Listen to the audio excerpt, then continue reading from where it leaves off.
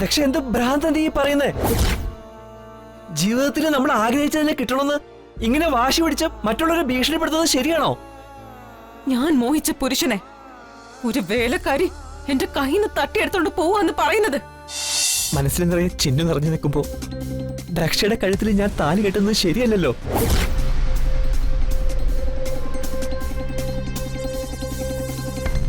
ഇപ്പോ സംഭവിച്ചതിനേക്കാൾ വലിയൊരു തെറ്റാവില്ലേ അത്? നിങ്ങൾ രണ്ടുപേരും ഞാൻ ചതിക്കുന്നതിന് തുല്യാവില്ലേ അത്? ആ തെറ്റ് ചെയ്യാൻ എന്നെ നിങ്ങൾ നിർബന്ധിക്കരുത്. എനിക്ക് ദക്ഷന്റെ ഭാര്യയായിട്ട് കാണാൻ പറ്റില്ല.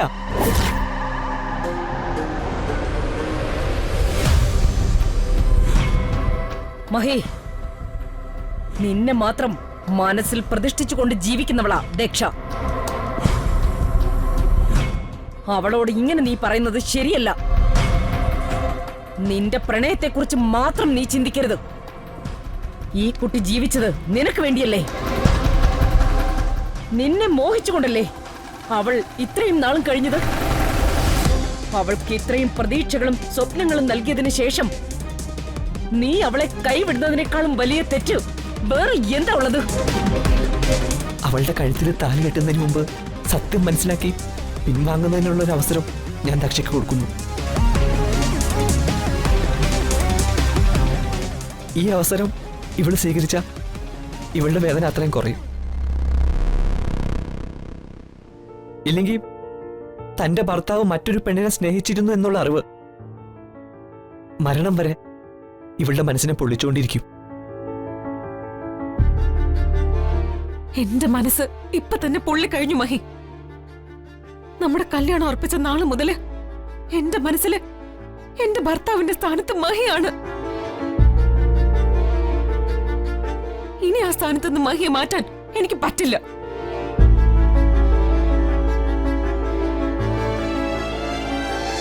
മഹി എന്റെ കഴുത്തിൽ താലി കെട്ടിയില്ലെങ്കിൽ ആ താലിയുടെ സ്ഥാനത്ത് ഒരു കയറായിരിക്കും എന്റെ കഴുത്തിൽ കിടക്കാൻ പോകുന്നത്. അയ്യോ, ദക്ഷ എന്ത് ഭ്രാന്ത നീ പറയുന്നേ?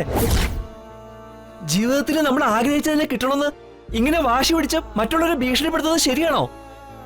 ഞാൻ മോഹിച്ച പുരുഷനെ ഒരു വേലക്കാരി എന്റെ കയ്യിൽ നിന്ന് തട്ടിയെടുത്തോണ്ട് പോവാന്ന് പറയുന്നത് എന്നെ സംബന്ധിച്ചിടത്തോളം ഈ ജീവിതത്തിലെ ഏറ്റവും വലിയ ഇൻസൾട്ടാ. തിരസ്കാരവും അപമാനവും എന്താണെന്ന് അറിയാതെ വളർന്നവളാ ഈ ദക്ഷ. ഒരു വേലക്കാരിക്ക് വേണ്ടി മഹി എന്നെ തള്ളിക്കളഞ്ഞ പിന്നൊരു നിമിഷം പോലും ഞാൻ ജീവിച്ചിരിക്കില്ല. ഞാൻ ആത്മഹത്യ ചെയ്യും. ഈ പറയുന്നത് ദക്ഷയാ. ദക്ഷ വെറും വാക്ക് പറയില്ലെന്ന് എനിക്കറിയാലോ. ചെയ്യൂന്ന് പറഞ്ഞ് ഞാൻ ചെയ്തിരിക്കും.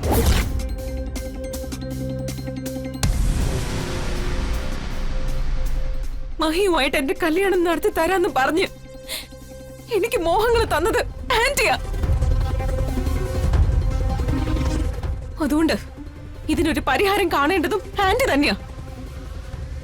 ആന്റി എന്ത് പറയുന്നു? എന്നെ ഈ വീട്ടിലെ മരുമകളാക്കുന്നോ അതോ കണ്ണീരോടെ എന്നെ വീട്ടിൽ നിന്ന് ഇറക്കി വിടുന്നോ? ആന്റി പറ.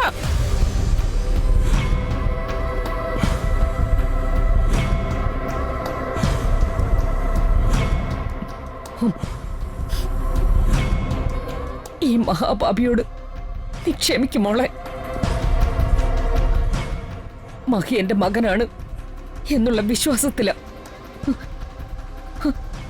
അവൻ നിന്നെ കല്യാണം കഴിക്കുമെന്ന് ഞാൻ വാക്ക് തന്നത്.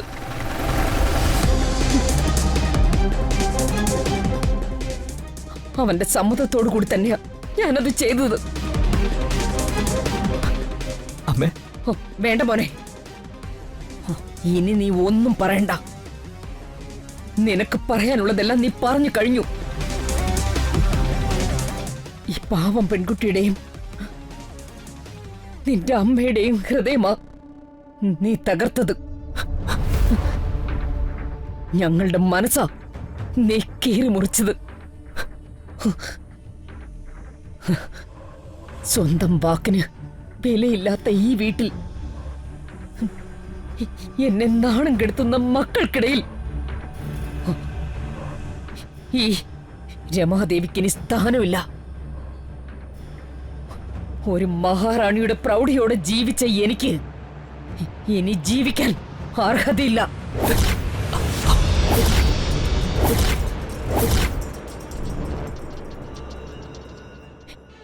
എന്റെ മക്കൾക്ക് ഞാൻ എല്ലാ സ്വാതന്ത്ര്യവും തന്നു. ഇനി എനിക്ക് ഇങ്ങനെ മക്കളേ ഇല്ല. അമ്മേ, മഹിക്കിനി ഇങ്ങനെ ഒരു അമ്മയും ഇല്ല. അമ്മേ, എന്റെ ജീവിതം അതിങ്ങനെ ഒടുങ്ങി തീരട്ടെ. കുഞ്ഞോളെ, മഹി, നീ അമ്മയെ പിടിച്ചു നിർത്ത്. അവരിത് തീരുമാനിച്ചിട്ടുള്ള പോക്ക. ചെല്ലടാ അങ്ങോട്ട്. പോ. കുഞ്ഞോളെ, അമ്മേ. കുഞ്ഞോളെ. അമ്മേ, അമ്മേ, അമ്മേ, അമ്മേ, നിക്കമ്മേ, അമ്മേ, നിക്ക്,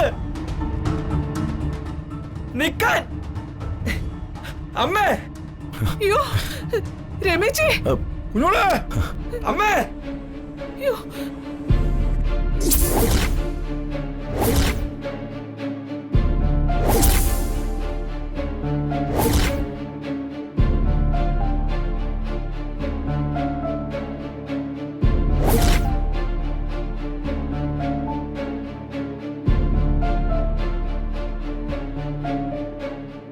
അമ്മേ, അമ്മേ, അയ്യോ, അമ്മേ, അമ്മേ, വേണ്ട, വരരുത്, അമ്മേ, ഞാൻ പറയുന്നൊന്ന് കേൾക്ക്. വരരുത്. അയ്യോ രമേശി, ആന്റി, അമ്മേ. രമേശി, ആന്റി, രമേശി. അമ്മേ, അമ്മേ, ചാടരുത്. വന്നാ ഞാൻ ചാടും. രമേശി, അമ്മേ വേണ്ട. കുഞ്ഞോളെ, കുഞ്ഞോളെ വേണ്ട. അയ്യോ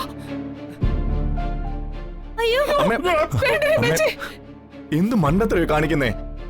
മക്കള് തെറ്റ് ചെയ്താ അത് തിരുത്തുമല്ലേ വേണ്ടത്? തിരുത്തിയിട്ട് ഒരു മാറുന്നില്ലെങ്കിൽ അവര് ശിക്ഷിക്കണം. അങ്ങനെ ചെയ്യാതെ ആത്മഹത്യ ചെയ്യാൻ നോക്കുവാണ് വേണ്ടത്. ഇതെല്ലാം നീ അല്ല എന്നോട് സംസാരിക്കേണ്ടത്. എന്നോട് സംസാരിക്കേണ്ടത് മഹിയ.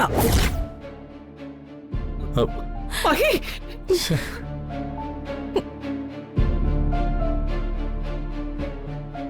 അമ്മേ, നിന്റെ കാര്യത്തിൽ എനിക്ക് ഒന്നും ചെയ്യാനായില്ല.